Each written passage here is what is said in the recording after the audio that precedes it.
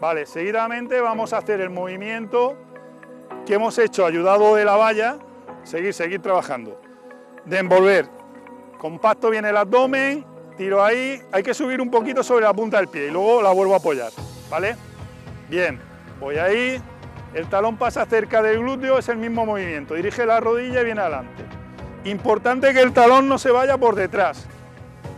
Venga, 6 movimientos con una pierna y luego cambio de pierna.